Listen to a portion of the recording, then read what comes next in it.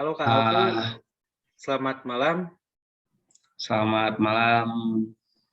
Ya Kak Alfu, pada kesempatan kali ini saya ingin meminta Kakak untuk bercerita seputar pengalaman Mhm. Kakak selama menjalani OSN, mulai dari sebagai tim sekolah sampai prestasi tertinggi yang Kakak peroleh. Boleh ya Kak? Boleh, silakan. Oke. Gimana, langsung cerita aja nih. Langsung aja Kak. Oke.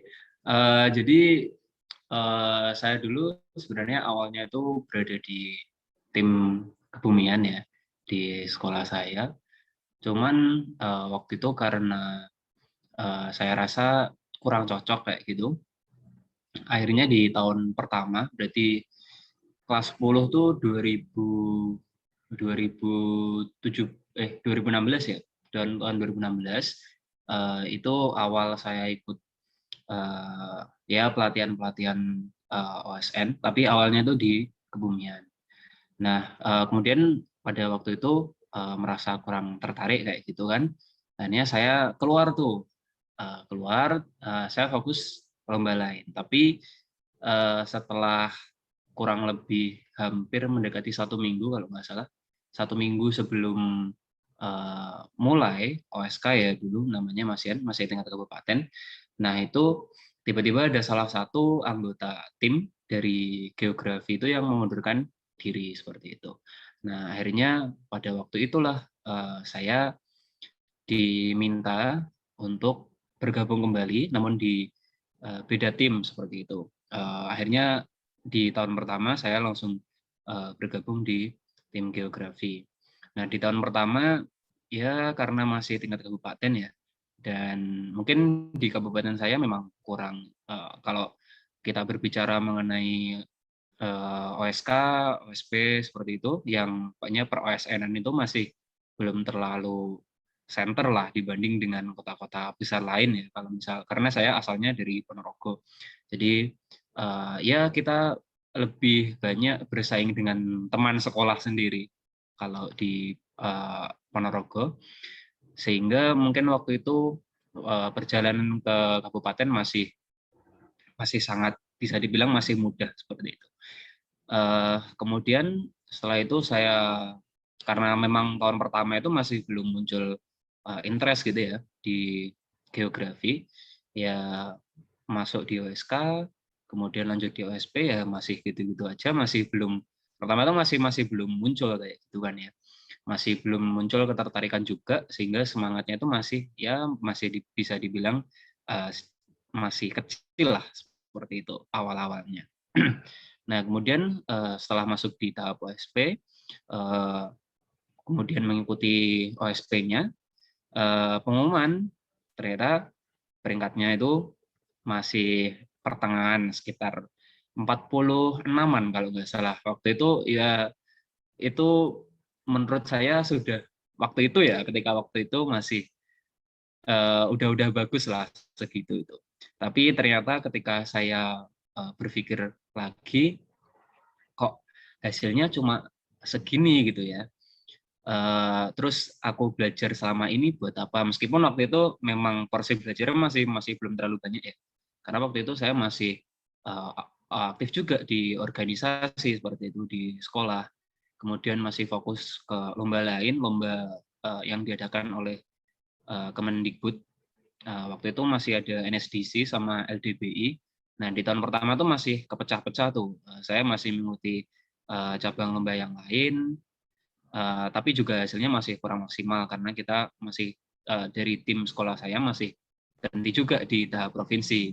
Nah, akhirnya di tahun kedua saya berpikir gitu kan ya, kayaknya terlalu banyak bagi fokus bisa mengurangi, justru malah ini ya apa namanya, awalnya kan ingin memperbesar kesempatan gitu ya dengan mengikuti banyak cabang lomba kayak gitu, tapi ternyata setelah saya pikir-pikir dengan fokus itu hasilnya bakal lebih maksimal kayak gitu. Nah ini di tahun kedua saya mulai fokus di geografi, OSK ya lumayan lah persiapannya karena waktu itu kalau di sekolah saya alhamdulillahnya untuk dispen seperti itu masih sangat terbilang sangat mudah ya, terutama untuk lomba seperti itu hampir tidak ada masalah untuk masalah dispensasi, karena mungkin di beberapa sekolah kan ada yang mungkin sulit gitu ya untuk dispensasi, tapi alhamdulillahnya di sekolah saya semuanya support, meskipun meskipun ini ya apa namanya dari mungkin dari Ponorogo gitu ya, dari kota kecil kayak gitu, cuman support dari sekolah untuk tim OSN itu sebenarnya dari tahun ke tahun tuh sangat besar, karena tiap tahun tuh selalu ada medalis, meskipun bukan di apa namanya bukan selalu di mapel itu ya, misalnya di tahun pertama itu kimia misalnya kayak gitu, kemudian tahun selanjutnya itu ganti di biologi, tahun selanjutnya lagi di mapel apa namanya mata perlombaan yang lain kayak gitu. Jadi meskipun cuma satu tapi tiap tahun ada, sehingga support dari sekolah itu sangat besar karena diharapkan bisa untuk menyambung kayak gitulah apa namanya medali meskipun di berbeda bidang seperti itu.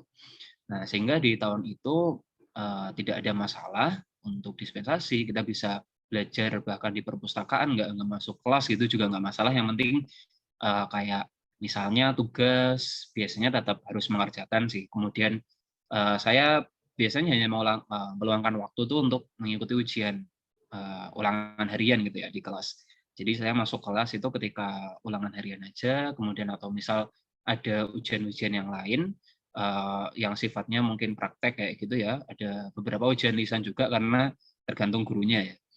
Nah, seperti itu sehingga waktu itu ya di tahun kedua lah itu saya mulai sadar bahwa ternyata opportunity ketika kita bisa menjuarai OSN itu sangat besar kayak gitu. Opportunity ke depannya setelah lulus SMA seperti itu. Benefitnya sangat banyak sekali untuk kita, sehingga waktu itu saya di tahun kedua memutuskan untuk benar-benar fokus di geografi aja waktu itu. Jadi lomba yang lain udah saya mulai singkirkan istilahnya seperti itu, mulai fokus di geografi. Nah, kemudian akhirnya di tahun kedua ya memang alhamdulillahnya bisa di provinsi bisa ranking 4 yang sebelumnya itu ranking 46 ya. Jadi alhamdulillah 6-nya itu udah hilang, tinggal ranking 4-nya aja itu. Nah, alhamdulillah waktu itu juga nggak nyangka bisa mengikuti OSP dan akhirnya bisa masuk di peserta nasional. Nah, waktu itu tipsnya sih waktu provinsi, jadi waktu itu saya masih benar-benar belum tahu gitu ya dunia perolimpiadean sebenarnya di tahun kedua pun ketika saya mengikuti. Tapi saya lihat dari banyak alumni kayak gitu kan mulai banyak yang ikut pelatihan, dan waktu itu saya belum tahu gitu ya apa pelatihan yang cocok apa. Tapi akhirnya di OSP, pra OSP Hamin seminggu kalau nggak salah, itu tuh pas banget di apa namanya gelombang terakhirnya Platos ya. Nah, akhirnya saya ikutlah waktu itu karena memang di detik terakhir memutuskan untuk ya udahlah seenggaknya ikut, karena waktu itu saya belum tahu nih apa namanya kayak pelatihan-pelatihan kayak gitu, dan kayak Hamin seminggu tuh akhirnya cari-cari gitu ya yang masih buka tuh apa, karena saya pikir bahwa ini tahun terakhir, kalau misal saya sia-siakan kayak gitu ya bakal rugi gitu ya di sayanya. Ya udah untuk menambah ilmu pengetahuan mungkin ya. Dan memang waktu itu ternyata ikut pelatihan nggak rugi gitu ya. Karena waktu itu saya masih istilahnya masih dangkal sekali ilmunya. Tapi akhirnya dengan mengikuti pelatihan itu bisa ya bisa menambah ilmu lah, dan akhirnya tahu tips and trick mengerjakan soal-soal kayak gitu, dan banyak sekali dari materi itu akhirnya bisa masuk gitu ya, maksudnya dalam artian di sini bisa masuk ke otak dan akhirnya bisa menjawab pertanyaan seperti itu. Kalau misal support dari sekolah sih sangat waktu itu sangat ini ya ya lumayan besar lah, meskipun kita masih belum benar-benar dibiayai 100% ya dari sekolah. Kita masih 50-50 karena waktu itu memang jarang sekali yang mengikuti pelatihan dari sekolah saya.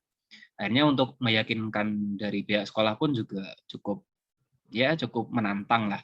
Ada tantangan tersendiri untuk bisa meyakinkan bahwa dengan mengikuti pelatihan itu akhirnya bisa menambah ilmu pengetahuan yang nantinya pastinya akan beneficial buat saya sendiri, terutama saya pribadi. Nah, kemudian setelah pengumuman OSP, yaitu tadi peringkat 4, ya kemudian saya mempersiapkan diri untuk mengikuti OSN kayak gitu ya. Waktu itu masih namanya OSN. Nah, di OSN pun waktu itu karena saya berpikir ya ini kesempatan terakhir kayak gitu ya. Dan udah jauh-jauh nih, udah sampai OSN masa nggak medali kayak gitu ya kan ya. Waktu itu. Akhirnya porsi belajarnya saya tambah sih. Waktu itu bahkan persiapannya kan kepotong puasa ya waktu tahun 2019. Tahun 2019 tuh 2018. 2018 tuh masih kepotong puasa di tahun itu karena waktu itu puasa masih bulan Juni Juli, sehingga waktu itu terpotong. Cuma justru saya manfaatkan kayak gitu ya. Biasanya kan kalau puasa ini ya bawaannya itu malam nggak bisa tidur kayak gitu kan. Nah, akhirnya saya manfaatkan untuk melembur, istilahnya melembur untuk belajar. Ya memang waktu itu tidurnya sedikit, jam tidur tuh kacau lah ya 1 bulan, tapi nggak apa-apa karena worth to do waktu itu. Ya kemudian belajar sekitar 1 bulan. Waktu itu benar-benar fokus ya, bahkan saya di sekolah pun waktu itu ada ulangan harian saya skip kayak gitu. Tapi memang support dari sekolah karena besar, jadi waktu itu nggak ada masalah lah untuk pelajaran akademik seperti itu kan. Kemudian saya terus belajar di perpus, mengerjakan soal kayak gitu. Karena memang tipe saya adalah mengerjakan soal. Mungkin di beberapa orang akan berbeda seperti itu ya, karena gaya belajar tiap orang juga berbeda. Cuma kalau pesan dari saya gitu ya, saran dari saya, temukan gaya belajarmu sendiri. Karena itu gaya belajar itu benar-benar nggak bisa ditiru gitu ya. Mungkin satu orang dengan orang lain akan berbeda. Saya memberikan tips ini mungkin akan bekerja untuk beberapa orang, namun juga tidak akan bekerja dengan baik gitu ya di beberapa orang yang lain, karena memang tipe belajarnya berbeda, mungkin penyerapan dari materi juga berbeda modelnya. Tapi kalau saya waktu itu karena memang saya suka untuk mengerjakan soal, latihan-latihan soal, karena menurut saya ketika saya membaca buku tuh biasanya gini, saya tuh kayak udah membaca semuanya gitu ya, dari A sampai Z, dari awal sampai akhir. Tapi ketika menjawab soal tuh ternyata masih banyak yang masih miss kayak gitu ya. Berarti pemahaman terhadap soal tuh masih kurang gitu. Kalau misal saya waktu itu, hanya saya drilling soal karena di berbagai istilahnya itu latihan soal tuh pasti ada materi yang baru kayak gitu yang tidak kita temukan di buku, sehingga dengan menjawab soal kayak gitu bisa menambah pengetahuan sebenarnya ya, karena variasi-variasi soal itu yang kita cari ketika kita mengerjakan berbagai soal. Nah, jadi waktu itu saya tipenya drilling soal dari pagi sampai malam, ke pagi lagi kayak gitu. Kemudian sampailah di pra OSN ya waktu itu. Alhamdulillahnya dari Jawa Timur itu sudah mulai ada pelatihan terpusat ya ketika saya waktu itu. Karena sedikit berbeda dari tahun-tahun sebelumnya. Biasanya di tahun-tahun sebelumnya itu pelatihan terpusat itu hanya 1 kali kayak gitu. Tapi di tahun saya, alhamdulillahnya kita ada 3 kali pelatihan.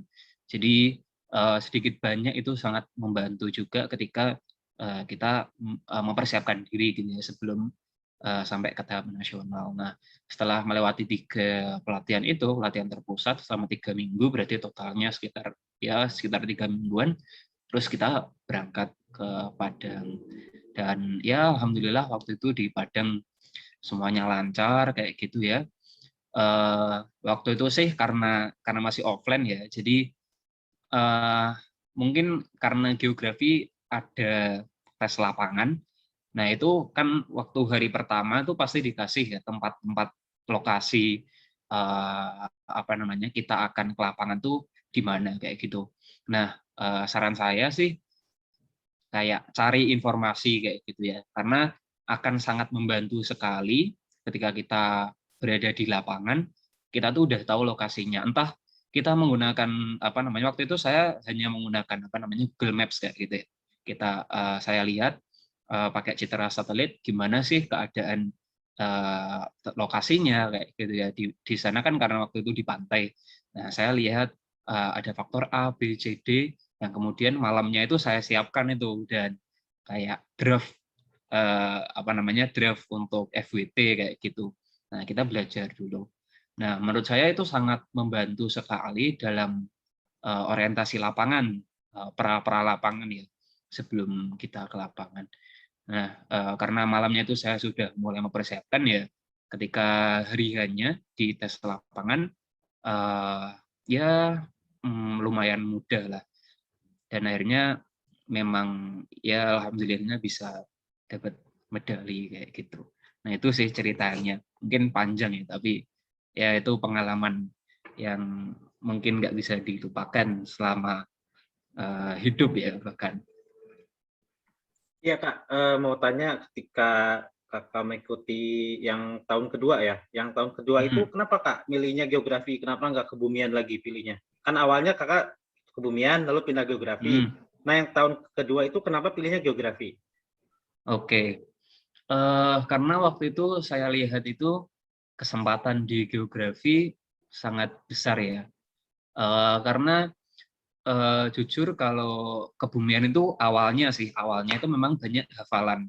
Meskipun di akhir itu sebenarnya lebih ke analisis. Tapi karena di tahun pertama itu sudah mengetahui banyak mengenai geografi ya, bahkan akhirnya pengetahuan akan geografi itu jauh lebih banyak akhirnya daripada kebumian kayak gitu. Karena memang sudah berjalan setengah tahun ya, ketika di tahun pertama tadi ya, persiapan dari OSK sampai OSP kan lumayan lama, ya sekitar 4 bulan lah.